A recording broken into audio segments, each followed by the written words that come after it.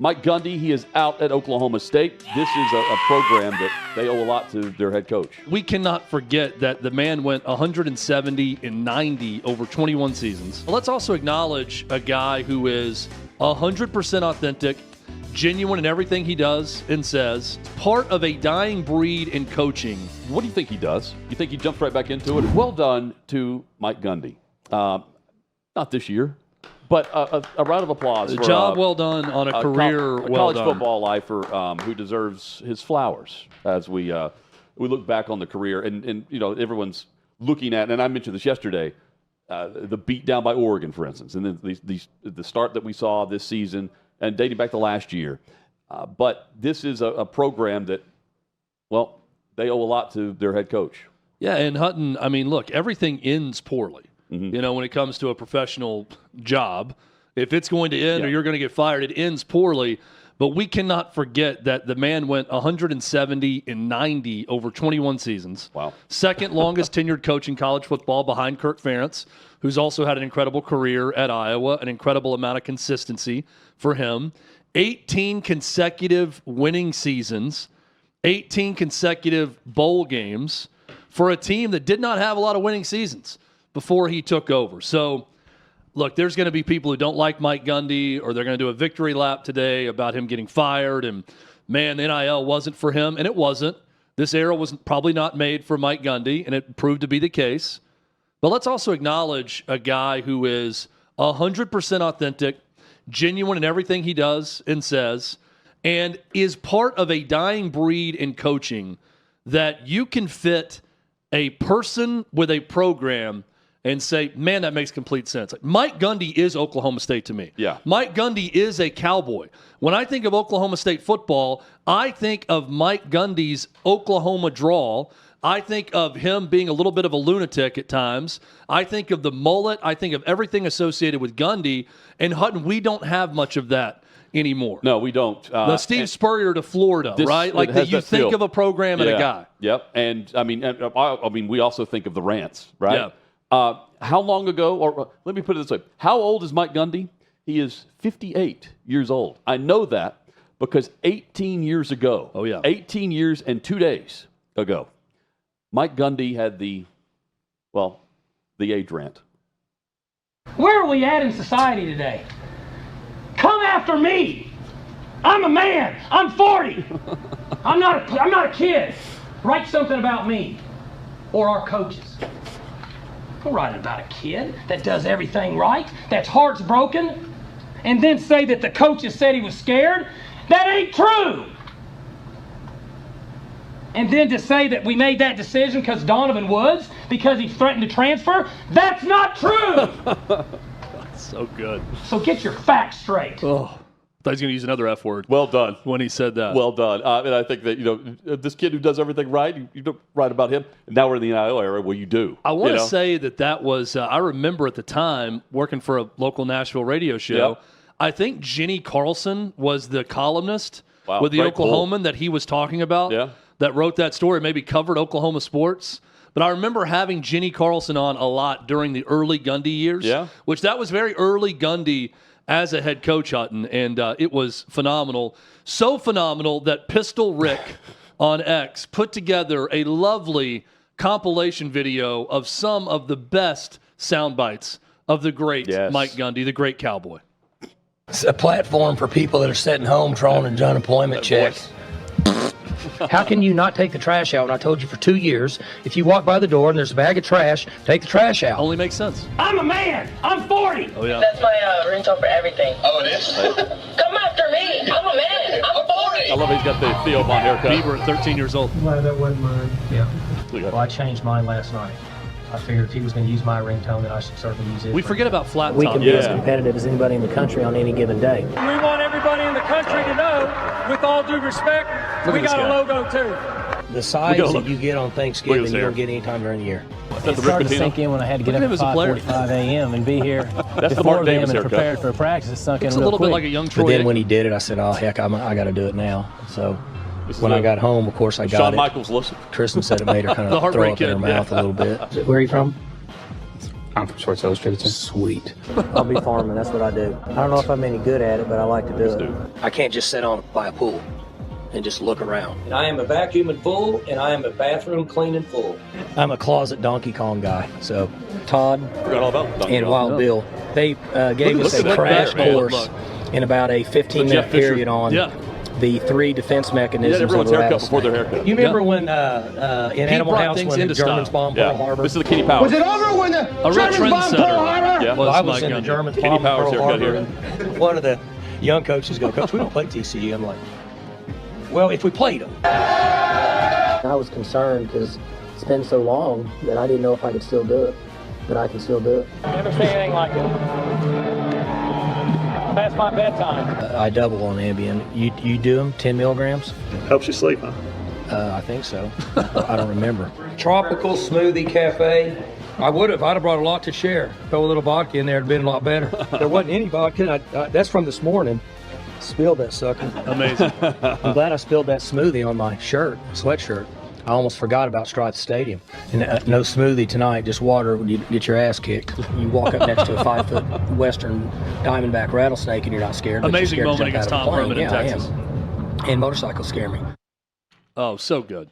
Again, a dying breed. And that the video with his arms up in the air, another one that I saw that I loved, was Tom Herman going crazy and trying to fight Mike Gundy with like 48 seconds left in a loss, where it was 38-35 Oklahoma State, and he just calmly turns the crowd and starts getting the crowd up as Herman's going after him. He's a WWE promo. It was great. What do you think he does? You think he jumps right back into it, or do you think he's like Jimbo Fisher? His brother, Cale Gundy, was asked about it. I saw someone report that they got with Cale Gundy and said, "Are you done coaching? Yeah, you guys?" And they said, "Hell no. We're going to go somewhere else and win." So I hope he's given that chance, Hutton. Yeah, I don't know where that place would be. I'm having a hard time finding the right landing spot for Mike Gundy right now because of how poorly it ended with Oklahoma State in this new era. But I want to see it. Wherever he goes, I want to see if he can win somewhere else. I look at it as like, so T. Boone Pickens passed away in 2019, and that's when everything turned for the program, right? Like you hit NIL in 2021, and you had COVID. You had the COVID year. That's when everything just kind of went the opposite direction. If he gets to a program with a collective, with NIL, with a base of the guys who are more or less the owners of the college football program, we know what he can do. He can turn around, a program from that's in the cellar and get you to a Kentucky level, get you to a South Carolina level. I don't mean that as a knock, because that is considered very good. That gets you paid $7 million in an extra year on your contract by doing that at Kentucky. I hope he gets that opportunity. I'm having a hard time finding the program that actually has an NIL war chest that would invest. That's going to hire Mike Gundy right now. Well, Arkansas is not going to do it. That would make sense culturally. And that's right. And he's got to fit the culture. I was going to say that. You're Arkansas right. would make perfect sense for him, but the Arkansas is more, if it's not so terrible, but they have a couple of 5-7 or 6-6 seasons, then it's like, okay, it's gotten stale, but he can still coach. Then Arkansas hires him for big money. Basically what he did to Tennessee 2 different times where he used them for a raise when they had a coaching search. But he could actually leave for Arkansas or a Virginia Tech or whoever. I just don't. So I love Mike Gundy. I don't know who's going to take a chance on him outside of the Group of 5. I think a Group of 5 program is going to hire him if he wants to coach. I do too. And I hope they do because the college football is better with him in it. But here's something for you. He's got to be able to embrace certain things better than what he did. Here's an idea, Hut. How about Trey Lamb, who we know, who just beat him with Tulsa on Friday night? Takes the job. Just swap. Just go and hand each other the headset. Mike Gundy can go coach at Tulsa. Trey Lamb can go coach at Oklahoma State after beating him. Mike Gundy at Tulsa could work. That's who they and that would be a great hire for Tulsa. And I'm trying to think about. You've got Dana Holgerson's been mentioned. He's the OC at Nebraska, North Texas. Eric Morris. Yeah, that's the Oklahoma State's targets. But I don't know if that's a target for Gundy. I don't know that he's arrived at a spot where he's going to get the Oklahoma State job. But if he left, that's the type of program that I would, like you said, North Texas, if they have an opening, go hire Mike Gundy. So if so it could end up being whoever they go and poach as a head coach. Yeah, Mike Gundy could be their replacement. You just swap them. I want to see it. I want to see more press conferences like that. This episode brought to you by PrizePicks. You and I make decisions every day, but on PrizePicks, being right can get you paid. Don't miss any of the excitement this season on PrizePicks, where it's good to be right. And we've got to download the app. A great offer. Download the app today. Use code HOTMIC, HOTMIC. Get $50 in lineups after you play your first $5 lineup. That's code HOTMIC to get $50 in lineups after you play your first $5 lineup. PrizePicks, it's good to be great. And we're going to tell you what to play right now because we always take more with our picks. And Chad, I'm confident this week. We're gonna get back on track. I'm glad you're confident. Kyler Murray, more than, or just he's going to throw for a touchdown. All right, Kyler Murray's going to more. We always take more. Derrick Henry, he's going to score a touchdown, and Micah Parsons is going to have a sack in his return to Dallas. Kyler Murray drops back at a higher rate in that offense more than any offense that we've seen. They also they play at a pace that's very slow. I think he's going to have the football a lot, and he's faced a good defense, but they're going to air it out because they're down James Conner. And I'm going to show you my picks, and I'm going to start with a bit of an admission. Sunday night during the game, Monday night during Monday Night Football, I had a great PrizePicks play. Yeah, I had a 5-person lineup, and I accidentally went less on one of them. Oh, okay. And but not more? No. Oh. I had the 4 mores hit. The 5th one that I accidentally went less on Lamar Jackson passing yards, I screwed it up, and I lost because of that. And I was rooting for passing yards, thinking I selected more.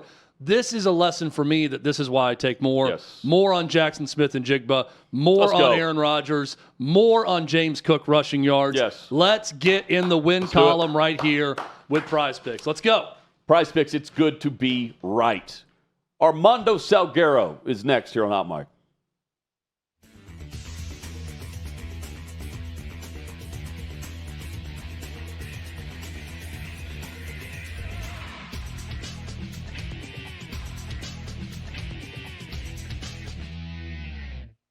Football's finally back. So's the hard-hitting gridiron action on PrizePicks. Download PrizePicks and use code OutKick and get $50 instantly in lineups when you play $5.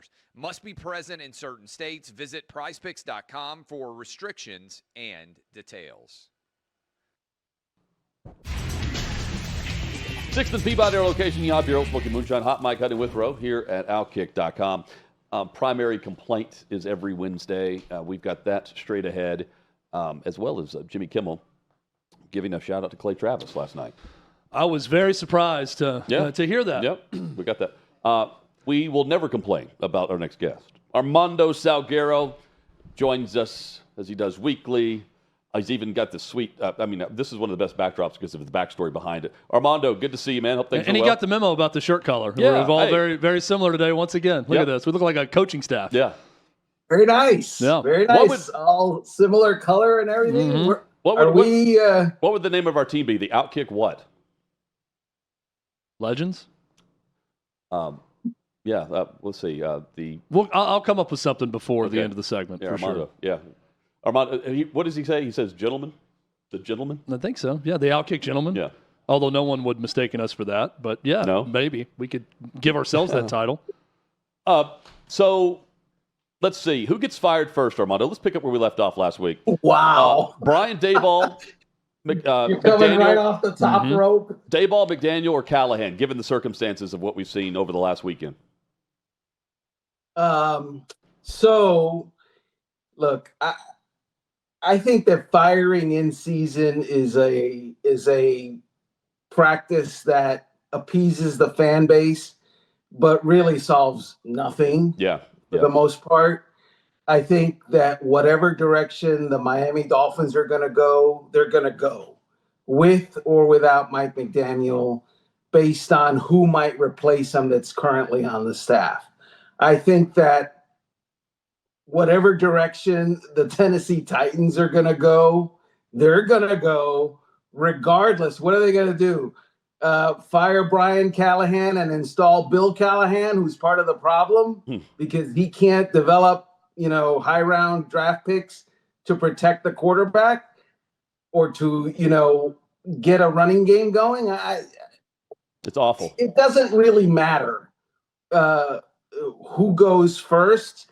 I think they're both obviously, given their current direction, they're out of here. Yeah. They just are. I think Brian Callahan has won 3 games in his tenure. Is that right? That's correct. Yep. 3 games in a tenure is bad. Not good. A worse start right now than Ken Wisenhunt. Yeah, 3-17 overall. At the point where the team website is ripping you as the coach, understand how. Shout out Jim Wyatt, our buddy, for being honest with the fans. This is a great point here, Armando. Yeah, understand that there's a lot of very good journalists who have been hired by teams because the teams want guys that are credible and have a reputation, and they hire them. But part of that hire agreement is, hey, you're not going to just rip us every chance you get. We're paying you to kind of lift us up. And that's what team website writers typically do. They dwell on the positive, even amid losses, even amid tough situations. But Jim Wyatt, who is like a 6-time Tennessee sports writer of the year after the debacle against the Indianapolis Colts, he said, if you came here to have me rip the coaching staff, this is probably not the place. But I cannot ignore what happened in this game, and especially just before halftime of this game. So here it is, and he laid it out bare. And all I'm saying is, if you've lost the team website, if you've lost the website's top guy who the team pays, you're in trouble. You're really bad.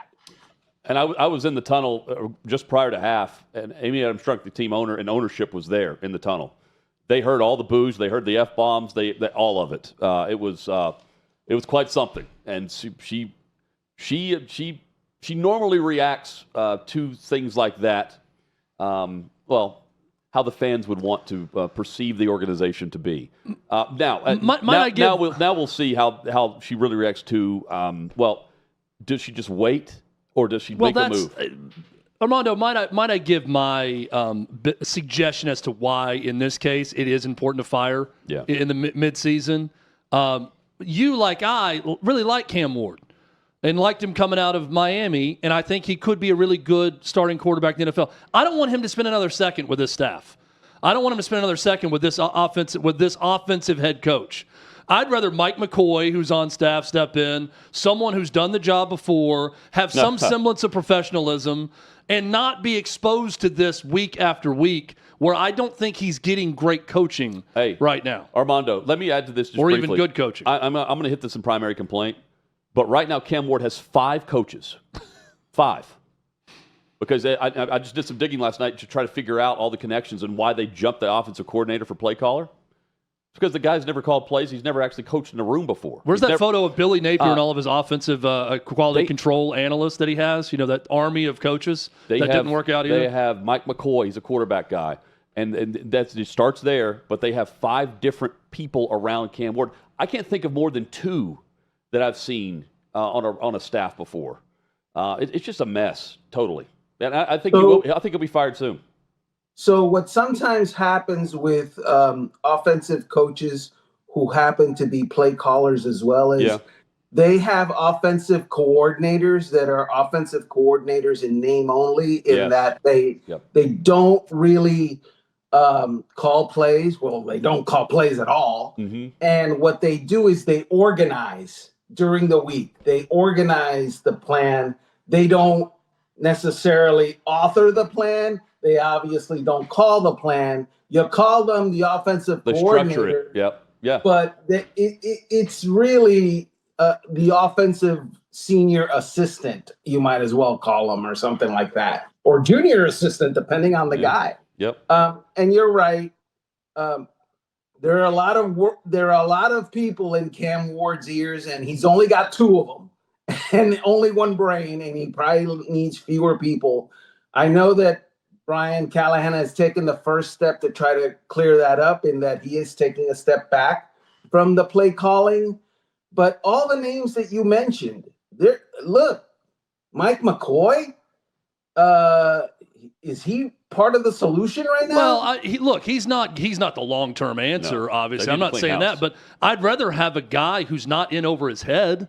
And Mike McCoy, while not great, spent 4 years as a head coach and would at least know how to wear the headset on the sideline. And I don't know, put the damn right football on the field to kick a field goal and not sit there and deliberate back and forth and waste time doing that. Like, I feel good about operationally he would be able to accomplish that, whereas I don't feel that way about Brian Callahan.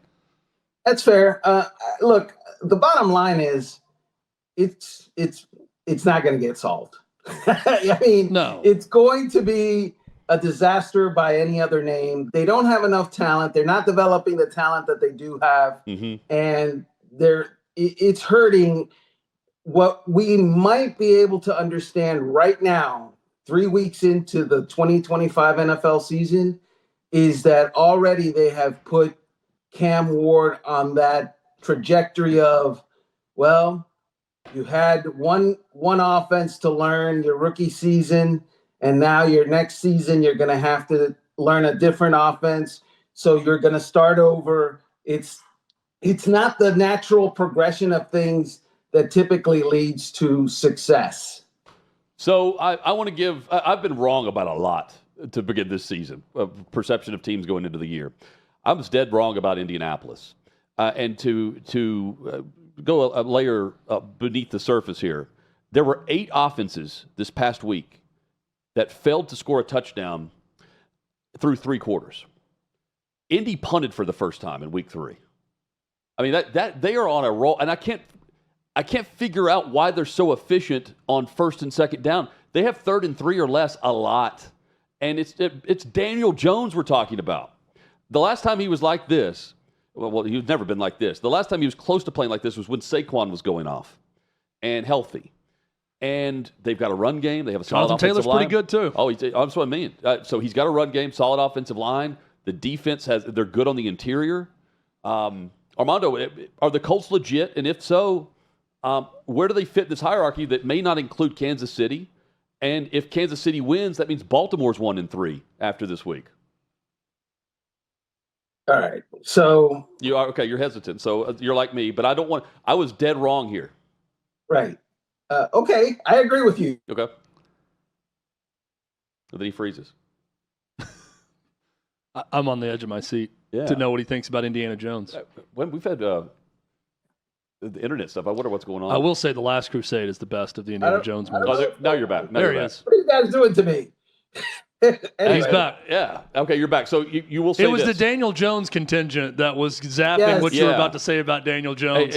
He caught wind that something negative was about to happen. They're like, we cannot let Armando go forward. Censorship at its worst, Armando. This is what we're seeing. I bet the FCC is behind this. He goes by Danny Dimes now. Yes, Armando Kimmel Salguero. Let's get a petition going for Armando to make sure he has his freedom of speech. Yeah, so look, you mentioned Jonathan Taylor. He's great. I mean, he's legitimately great. Maybe the second best running back in the NFL. And he's averaging 5.6 yards a carry.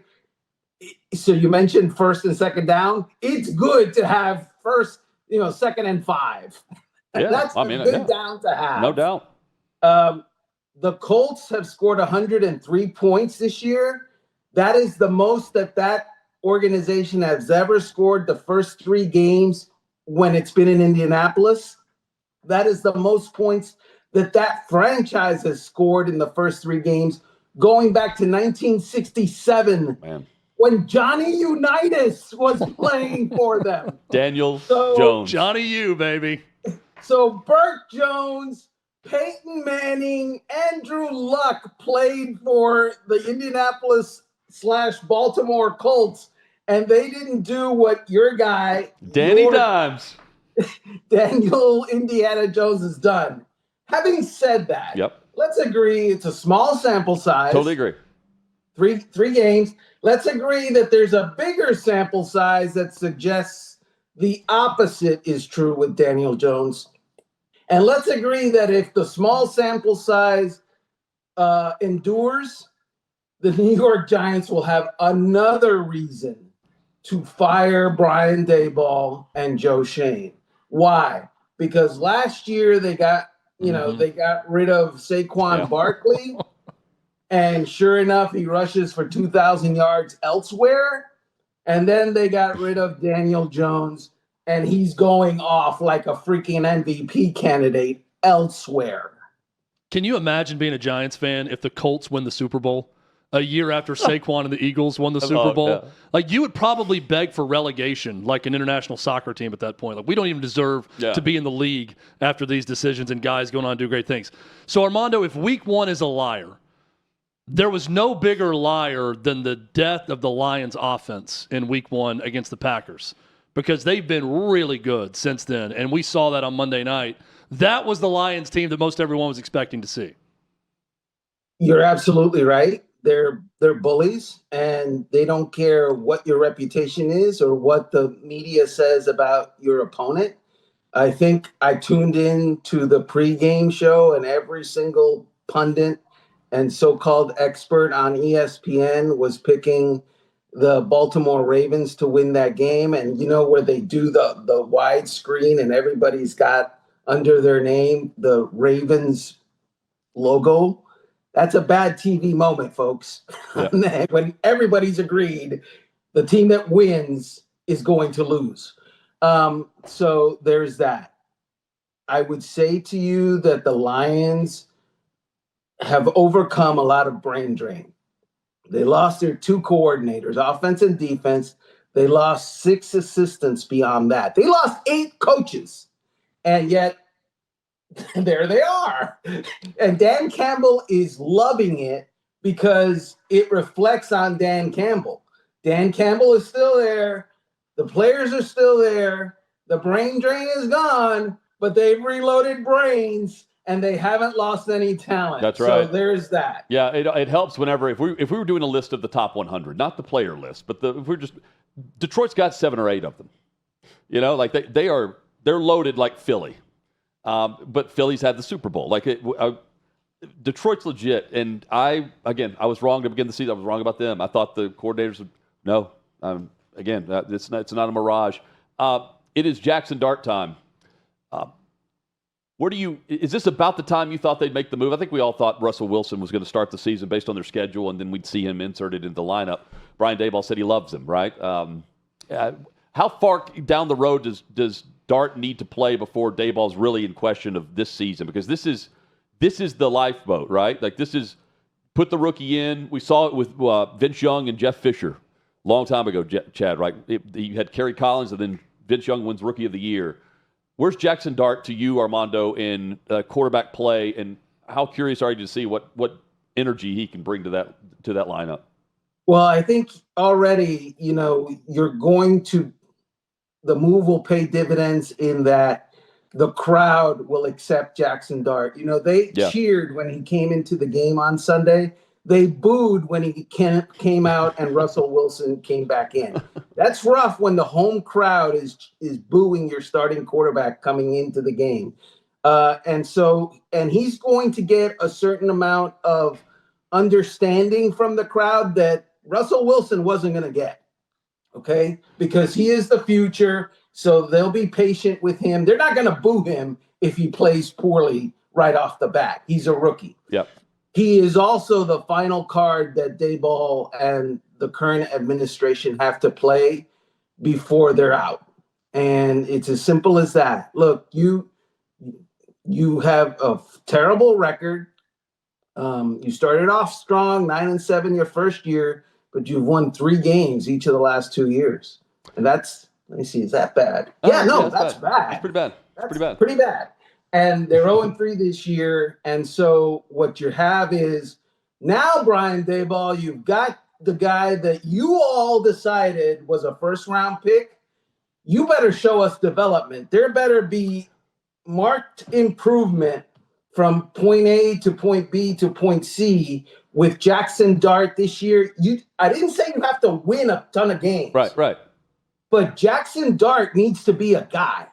Okay, Jaxson Dart needs to show much more than what your typical rookie would have to show for the head coach and the general manager to keep his job at the end of the season. One more for you. You mentioned booze. How is Micah Parsons received in his return to Dallas?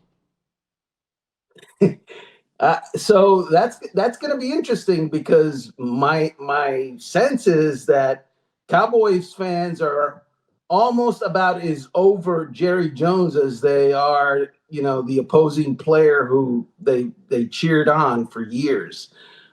So it'll probably be mixed. Yeah. Cowboy fans are very good fans, so they'll probably take, their slice of meat or whatever.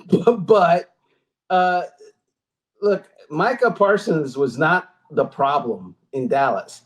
And I think we see that now, right? And the Jerry Jones lie that they would be better without Micah Parsons, that the mask has been ripped off of that one real fast. We're going to finally stop the run. We're going to be run stuffers now without Micah Parsons in there running around all crazy. Now CeeDee Lamb's not out happening. for 3 or 4 weeks. That's not going to help either. No. All right, Armando, always great to chat with you. I love the work each and every day, and, of course, each NFL weekend. And we'll be checking out all the headlines at OutKick.com. All right, guys. Appreciate you. Daniel Jones. Oof. Hey, I'm not saying I believe, but I am kind of like Dion. Do you believe? Do you believe? We're going to get back to work on breaking down the film as a coaching staff now that this interview very is over. Good. Yep. That's amazing. Keep grinding away, Armando. Grind that tape. There it is. So are you saying it's he's the part of the OutKick what? The grinders? Yeah, I would say since you don't have a collar on, then you'd be like the offensive quality control analyst. You're the one really grinding the tape. I have to getting it to me as a position coach. Armando's our head coach. I've got a room. You're in the room with me grinding tape. Yeah, that's the rules. I don't know if I like grinding. Yeah, you don't like grinding or grinder. You're saying either one? Yeah. Leave that to others. To 8th graders? Yeah, exactly. Man. Primary complaint. So many double entendres. Primary complaint is straight ahead. And we're pissed off for greatness here at OutKick.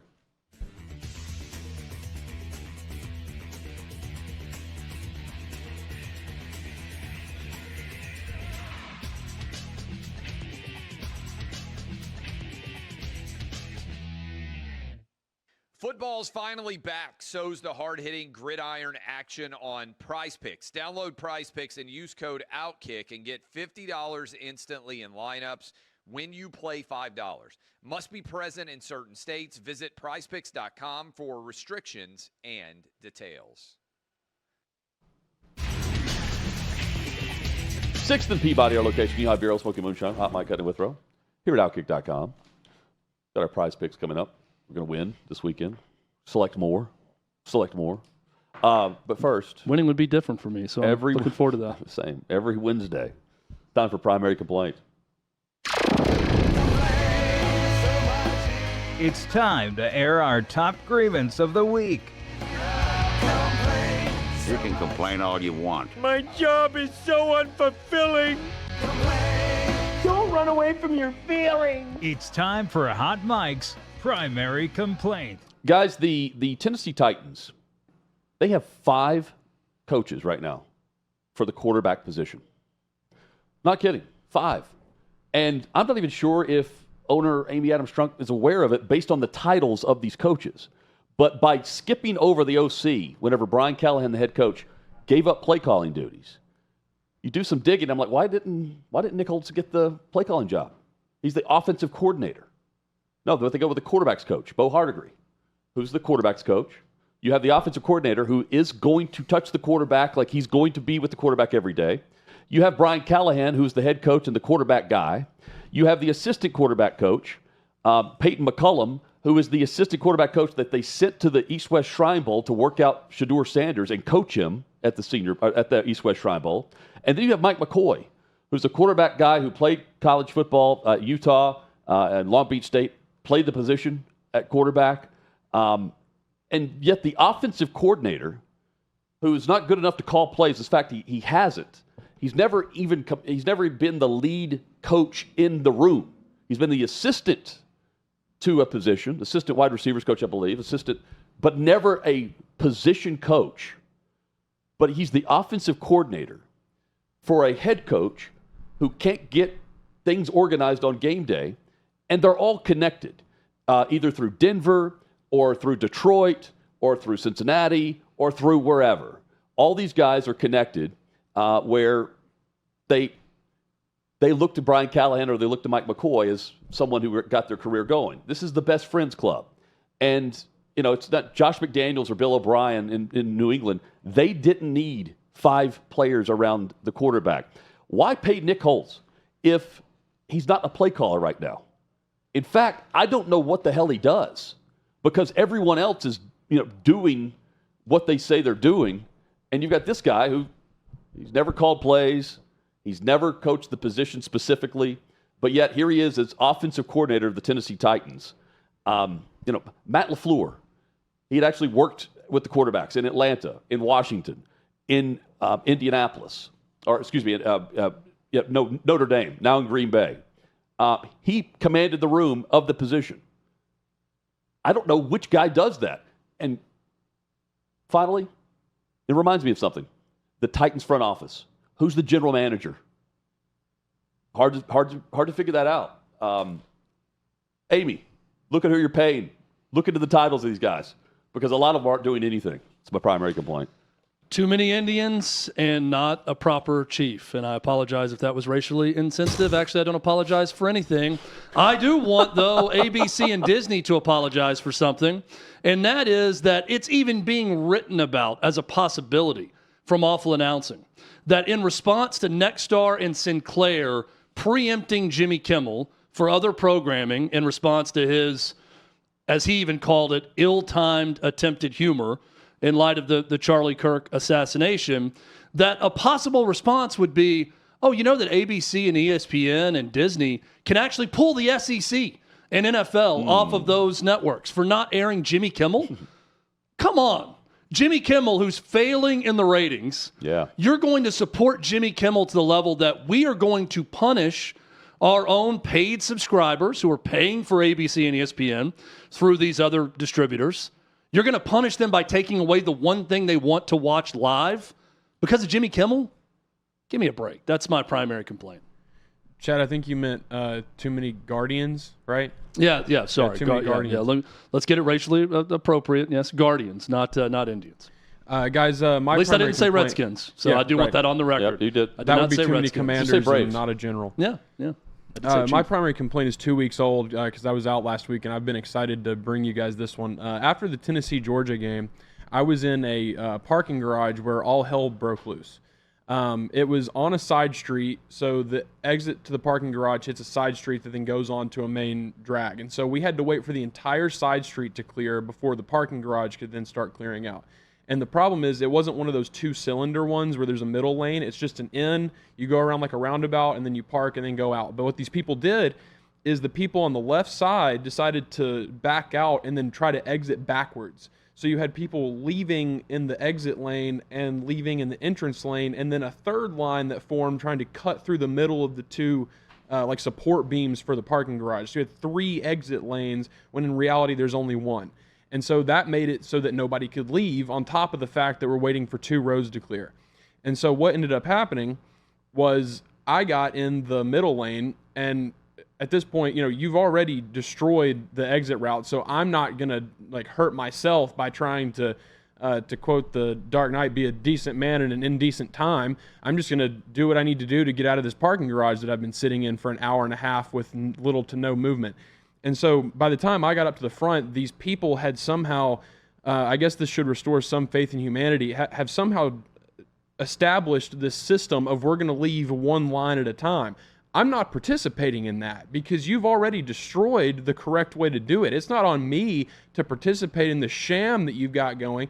And so the first part of the primary complaint is not knowing how to use a parking garage. And the second part of the primary complaint is everyone laying on their horn when I tailed the guy in front of me to get out of the parking garage instead of participating in this sham of an exit strategy. Tennessee, though, apparently fixed it for the next week. It was UAB. I was there. But zero issues. Yeah, Danny White. Credit to him. That's what leadership does. They're accountable. Danny White said it's inexcusable. Everyone's right. I apologize to fans, and we're going to work like hell to fix it. And didn't go blame somebody else for their problem. On someone else to do it. Yeah, that's good. That's good Getting leadership. into the stadium was very tough. That's good. Very tough. That's good leadership. Sean, what's up in New York today? Fellas, I'm going to tell you something real stupid that's happening in the Fox building here. Real stupid. Yep. So we got like 3 places to eat in the nice big Fox building here in New York. There's a top floor right below that, and then the main cafeteria. The main cafeteria gives you a couple main lunch options, and then some side sandwich options, along with the soup. It's pretty good. It's a pretty good layout that we have. Yeah. You can get basically whatever you need for the day. Chad and I have tacos every day. The offerings yesterday: roast beef sandwich, roast beet sandwich. Whoa. And I would question why you would put both of those on the same menu if you're going to get confused and serve people roast beet sandwiches instead of the roast beef sandwiches. Because then I look like the jerk sending the food back. I never send food back. I will never, ever do it. But I'm not going to sit there and eat a roast beat sandwich. So what'd you do? I sent it back. And I'm sitting here looking like a jerk, hungry, late afternoon, complaining that I was just given a roast beet sandwich. It's a ridiculous operation. Don't put 2 things on the menu that are off by 1 consonant at the very end that is very confusable between the t and the f. You just knew it was gonna. I knew it was gonna get botched, and I still got it. It still was. The roast beet sandwich sounds like something at county lockup. Like like it. It sounds like something at like the new age nutrition restaurant that I've never heard of a roast beet sandwich. I would have thought the same thing. It was just a misprint. I mean, I just of roast beef. I don't eat beets at Thanksgiving. That's the only time I ever see it. No one. Yeah. And all of a sudden you have a sandwich now. Thick red hockey pucks with like no dressing on healthy bread compared to a roast beef sandwich on a pretzel bun. Sounds terrible. I'm like, couldn't fathom it. Chad once had beef heart, right? Yeah, had a beef heart Reuben. Maybe beef But heart. I intentionally ordered that. I know. That was shocking. And then you intentionally went to the... Yeah, I started sweating immediately. Whatever was in that heart, it was not reacting well to my delicate constitution. Whatever was in that organ. At the time, yeah. Didn't go well with an old-fashioned, I'll tell you that. It was an old-fashioned and a beef heart Reuben. Not my best choice. I am getting... My algorithm keeps sending me ads. I need a doctor to weigh in on this because I am not one. But that apparently I need to be taking beetroot. Okay. All one word, beetroot. Like that's a big thing for men now is to take beetroot as a supplement. So any doctors that follow the show, watch the show, subscribe to us on YouTube, let me know if that's something I should be doing. Or if you'll just check me out. I can do the virtual call with you if you need to prescribe some beetroot to me. All those root vegetables. Yep. Hutton, let's prescribe some winners, shall we? Yeah, let's do that. This episode brought to you by PrizePicks. You and I make decisions every day, but on PrizePicks, being right can get you paid. Don't miss any of the excitement this season on PrizePicks where it's good to be right. Right now, you can download the PrizePicks app where you use the code HOTMIC, HOTMIC. You get $50 in lineups after you play your first $5 lineup. That's code HOTMIC. Chad, how do you spell HOTMIC? HOTMIC. Get $50 in lineups after you play your first $5 lineup. PrizePicks, it's good to be right. Here's what I know. I've got three players I'm taking more this weekend. Give me Kyler Murray more when it comes to just throwing a touchdown. He's going to do that this weekend where he drops back more than any quarterback right now on a percentage. Derrick Henry. As long as he doesn't fumble, he's going to score a touchdown. Hold on to the football. He may do both. Ball but security. I just need one touchdown from Derrick Henry. And Micah Parsons is going to get a sack on Dak Prescott, even though he says it's going to be painful for him to do that. He will deliver the pain to Dak Prescott. He gets one sack on Sunday night. I don't think it's going to be that painful for him, as he says. No, he's going to bring it. It's going to be just fine. He's going to bring it. I'm going more on everything there. I'm going more also with my picks. I'm going Jackson Smith and Jigba for the Seahawks. Okay. More on receiving yards. I'm going Aaron Rodgers to get a touchdown pass in this game, more than 0.5. And give me James Cook. I think he's going to have a big game against New Orleans. They're going to get a lead. They're going to run the football for Buffalo. Give me more for James Cook. Those are winners. I mean, when you start thinking about what Buffalo is supposed to win by, that means we're winning. Yes. Take more on everything that we've recommended. Code Hot Mike to get $50 in lineups after you play your first $5 lineup. It's code Hot Mike, $50 lineup after you play your first $5 lineup. PrizePicks, it's good to be right. We were right about this show. Fun show. We said it was going to be. Yeah. We're back at it tomorrow. Hope you'll join us. Dooley? We're over the hump. And one possible senator, Derek Dooley. Senator Dooley, maybe, will join us tomorrow. Dooley joins us Not tomorrow. maybe joining us tomorrow, maybe a senator. That's right. But he will join us. That's good. Can't wait for that. Hope you'll join us right here, outkick.com. Hot Mike with Heading With Bro.